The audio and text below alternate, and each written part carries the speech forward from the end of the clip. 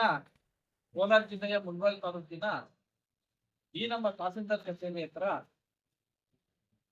ಮುಳಬಾಗಿಲು ತಾಲೂಕಿನ ಮಾಜಿ ಸೈನಿಕರ ಪ್ಯಾರಾಮಿಲಿಟರಿ ನಿವೃತ್ತ ಸೈನಿಕರ ಸೇವಾ ಟ್ರಸ್ಟ್ ಅಂತ ಹೇಳಿ ಈ ಟ್ರಸ್ಟ್ ನ ಎಲ್ಲ ಸದಸ್ಯರು ಇಲ್ಲಿ ನಾವೆಲ್ಲರೂ ಇಲ್ಲಿ ನಾವು ಇವತ್ತಿನ ಭಾಗವಹಿಸಿರುವಂತ ವಿಷಯ, ನಾವು ಎಷ್ಟೋ ಸಂಘಟನೆಗಳ ಮುಖಾಂತರ ಎಷ್ಟೋ ಜನಕ್ಕೆ ನ್ಯಾಯ ಕೊಡಿಸ್ಬೇಕು ಅಂತ ಹೇಳ್ತಾ ನಾವು ಒಂದಷ್ಟು ಪ್ರತಿಭಟನೆಗಳನ್ನ ನಾವು ಮಾಡ್ಕೊಂಡು ಬರ್ತಾ ಇದೀವಿ. ಈ ದಿನ ನಾವು ಈ ಒಂದು ಇದನ್ನ ಪ್ರತಿಭಟನೆ ಅಂತ ಹೇಳೋದಕ್ಕಾಗೋದಿಲ್ಲ, ಒಂದು ಅರ್ಜಿನ ನಮ್ಮ ತಹಸೀಲ್ದಾರ್ ಮೇಡಮ್ ಅವ್ರಿಗೆ, ಗೀತಾ ಮೇಡಮ್ ಅವ್ರಿಗೆ ಕೊಡ್ಬೇಕು ಅಂತ ಹೇಳಿ ನಾವೆಲ್ಲ ಈ ಒಂದು ಸಂಘದ ನಿವೃತ್ತಿ ಸೈನಿಕರ ಸಂಘದ ಎಲ್ಲಾ ಸದಸ್ಯರು ಈ ದಿನ ಇಲ್ಲಿ ಬಂದಿದ್ದೀವಿ. ಇವತ್ತಿನ ವಿಷಯ ಏನಪ್ಪಾ ಅಂತಂದ್ರೆ, ಮಾಜಿ ಸೈನಿಕರ ತೋಟದಡಿ ಸರ್ಕಾರಿ ಜಮೀನು ಮಂಜೂರು ಮಾಡಲು ಅಂತೇಳಿ ಒಂದು ವಿಷಯನ ಇಟ್ಕೊಂಡು ಈ ದಿನ ನಮ್ಮ ಈ ಒಂದು ಸಂಘದ ಪ್ಯಾರಾಮಿಲಿಟರಿ ಸಂಘದ ಅಧ್ಯಕ್ಷ ಆಗಿರ್ತಕ್ಕಂಥ ನಮ್ಮ ಮೂರ್ತಿ ಸರ್ ಅವರು ಇದ್ದಾರೆ, ನಮ್ಮ ರಂಗಣ್ಣ ಅವರು ಇದ್ದಾರೆ, ನಮ್ಮ ನಾಗೇಶ್ ಸರ್ ಇದ್ದಾರೆ. ಈ ದಿನ ಈ ಒಂದು ಮಾಜಿ ಸೈನಿಕರ ತೋಟದಡಿ ಒಂದು 4 ಎಕರೆ 38 ಗುಂಟೆ 4 ಎಕರೆ 38 ಗುಂಟೆ ಮಂಜೂರು ಮಾಡೋದಕ್ಕೆ ಸರ್ಕಾರದಿಂದ ಆದೇಶ ಇದೆ.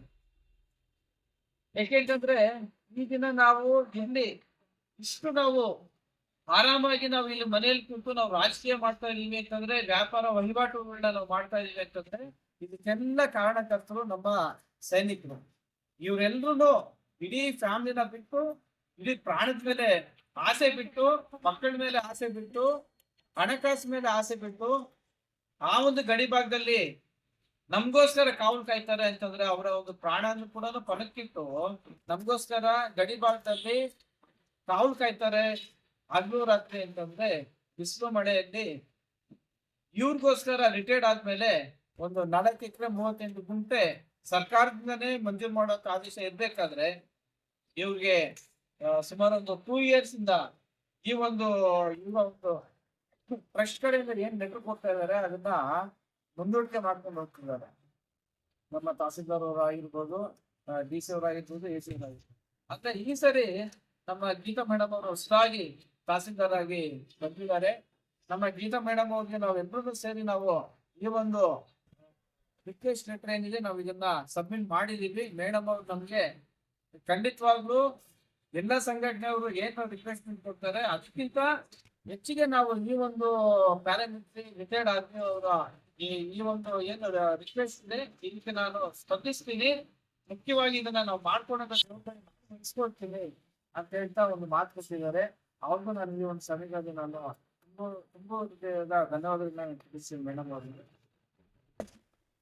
ಇದೇ ರೀತಿ ಯಾವುದೇ ಕಾರಣಕ್ಕೂ ಲೇಟ್ ಆಗ್ತೀರ ನಮ್ಮ ರಿಟೈರ್ಡ್ ಆಗಿರ್ತಕ್ಕಂಥ ಈ ಒಂದು ಮಿಲಿಟರಿ ಸಂಘದ ಸದಸ್ಯರಿಗೆ ಆದಷ್ಟು ಬೇಗ 4 ಎಕರೆ 38 ಗುಂಟೆ ಒಬ್ಬೊಬ್ಬರಿಗೆ ಸ್ಯಾಂಕ್ಷನ್ ಮಾಡಿಕೊಡ್ಬೇಕು ಅಂತ ಹೇಳಿ ಈ ಒಂದು ಸಂದರ್ಭದಲ್ಲಿ ನಾನು ಹೇಳ್ತೇನೆ.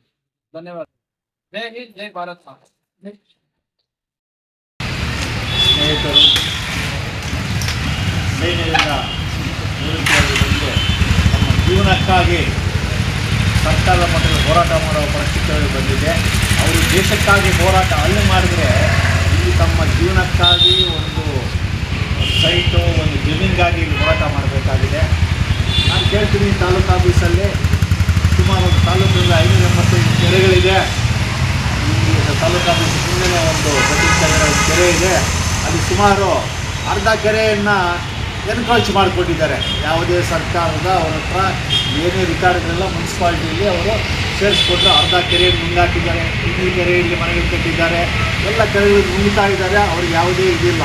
ಅಧಿಕಾರಿಗಳ ಬೇಜವಾಬ್ದಾರಿಯಿಂದ ಇಡೀ ದೇಶದ ಸೊತ್ತನ್ನು ಯಾರೋ ಕಬ್ಜಾ ಮಾಡ್ತಾ ಇದ್ದಾರೆ. ಆ ದೃಷ್ಟಿಯಲ್ಲಿ ಯಾರು ಈ ದೇಶಕ್ಕೆ ದುಡಿದಿದ್ದಾರೆ ಅವರನ್ನು ಗಮನದಲ್ಲಿಟ್ಕೊಂಡು ನಮ್ಗೆ ಎಂಡಾರ್ಸ್ಮೆಂಟ್ ಕೊಡ್ತೀರಾ, ಅರೆ ಸೈನಿಕರಿಗೆ ಕೊಡೋದು ಸಾಧ್ಯವಿಲ್ಲ ಅಂತ ನೀವು ಕೊಡ್ತೀರಿ. ಕಳ್ಳರು, ಕಾಕರು, ಟೆರರಿಸ್ಟ್ಗಳಿಗೆಲ್ಲ ಇಲ್ಲಿ ಜಮೀನು ಕಬಳಿಸ್ತಾ ಇದ್ದಾರೆ, ಕಬ್ಜಾ ಮಾಡ್ತಾ ಇದ್ದಾರೆ. ಇದ್ರ ಬಗ್ಗೆ ನಮ್ಮ ಹೋರಾಟ ಇದೆ. ಆದರೆ ಹೊಸದಾಗಿ ಬಂದಿರೋ ನಮ್ಮ ತಹಸೀಲ್ದಾರ್ ಗೀತಾ ಮೇಡಮ್ ಅವರು ನಾವು ಮಾತಾಡಿದಾಗ ನಾನು ನೀವು ಒಳ್ಳೆ ಕೆಲಸ ಮಾಡ್ತಾಯಿದ್ದೀರಿ, ಈ ಅರೆ ಪ್ಯಾರಾಮಿಲಿಟರಿ ಸೈನಿಕರಿಗೆ ನಾನು ಆದಷ್ಟು ಬೇಗ ಲೆಟರ್ ಫಾರ್ವರ್ಡ್ ಮಾಡ್ತೀನಿ, AC ಗೆ DC ಗೆ ಮಾಡಿ ಅಲ್ಲಿಂದ ನನಗೇನು ಬೇಕೋ ನಾನು ಸಹಾಯ ಮಾಡ್ತೀನಿ ಅಂತ ನಮ್ಮ ಗೀತಾ ಮೇಡಮ್ ಅವರು ಹೇಳಿದ್ದಾರೆ. ಅದರ ಪರವಾಗಿ ನಾವೆಲ್ಲ ಇಲ್ಲಿ ಬನ್ನಿ ಸಿಗಿದ್ದು ಇವತ್ತು ಮೇಡಮ್ ಅವರು ಯಾರೋ ಪ್ರವಾಸ ಬೆಂಗಳೂರಿಗೆ ಹೋಗಿದ್ದಾರೆ. ಇದರ ಬಗ್ಗೆ ಚರ್ಚೆ ಆಗಿದೆ. ನಾವು ಮುಂದೆ ಭೇಟಿ ಮಾಡಿ ಡಿ.ಸಿನ ಡಿ.ಸಿ.ಅವ್ರನ್ನ ನಮಗೆ ಎಲ್ಲೆಲ್ಲಿ ಖಾಲಿ ಇದೆ ಈ ತಾಲೂಕಲ್ಲಿ ಸೈನ್ಯ ಅಂತ ಹೇಳ್ತೀವಿ. ಬೆಂಗಳೂರಿನ ಸೈನ್ಯಕ್ಕೆ ಕೊಡೋಕ್ಕಾಗುತ್ತೆ. ಇಲ್ಲಿ ಹುಟ್ಟು ಇಲ್ಲಿ ಬೆಳೆದು ಇಲ್ಲಿ ಓದಿದವ್ರಿಗೆ ಕೊಡ್ತಾ ಇಲ್ಲ. ಇದು ಅನ್ಯಾಯ ಆಗಿದೆ. ಈ ಅನ್ಯಾಯನ ಸರಿಪಡಿಸಬೇಕು. ಅದಕ್ಕಾಗಿ ನಾವು ಬಿಜೆಪಿಯಿಂದ ಹೋರಾಟ ಮಾಡ್ತಾಯಿದ್ದೀವಿ, ರಿಕ್ವೆಸ್ಟ್ ಮಾಡ್ತಾಯಿದ್ದೀವಿ. ಇದನ್ನು ಮಾಡಿಕೊಡ್ಬೇಕು ಅಂತ ನಮ್ಮೆಲ್ಲರ ಮುಂದೆ ಒಂದು ಚಿಕ್ಕದಾಗಿ ಅಂತಿಕೊಳ್ಳೋಣ ಅಂತಂದ್ರೆ ಮೇಡಮ್ ಇಲ್ಲ. ಇದನ್ನು ಮುಂದೆ ನಾವು ಸಾಗಿಸ್ಕೊಂಡು ನಿಮಗೆಲ್ಲರಿಗೂ ಜಮೀನು ಸಿಗಲಿ. ಯಾರ್ಯಾರು ಅಲ್ಲಿ ಆರ್ಮಿಯಲ್ಲಿ ಕೆಲಸ ಮಾಡಿದವರಿಗೆ ಅವರಿಗೆ ದೇವರು ಒಳ್ಳೆಯದು ಮಾಡಬೇಕು, ಅವ್ರಿಗೆ ಜಮೀನು ಸಿಗಬೇಕು ಅಂತ ನಮ್ಮ ಪ್ರಾರ್ಥನೆ ಆಗಿದೆ. ಪ್ರಾರ್ಥನೆ ಹೇಳಿದ್ರು, ನಮ್ಮ ರಿಸಲ್ಟ್ ಹೇಳಿದ್ರು. ಅದೇ ಥರ ನಾವು ಇನ್ನೇನು 3 ವರ್ಷದಿಂದ ಇಲ್ಲಿ ರೇಷನ್ ಕಟ್ಕೊಂಡು ಎಲ್ಲ ಥರ ಏನೇನು ಹೋರಾಟಕ್ಕೆ ಎಲ್ಲ ಹೋರಾಟ ಮಾಡಿದ್ದೀವಿ.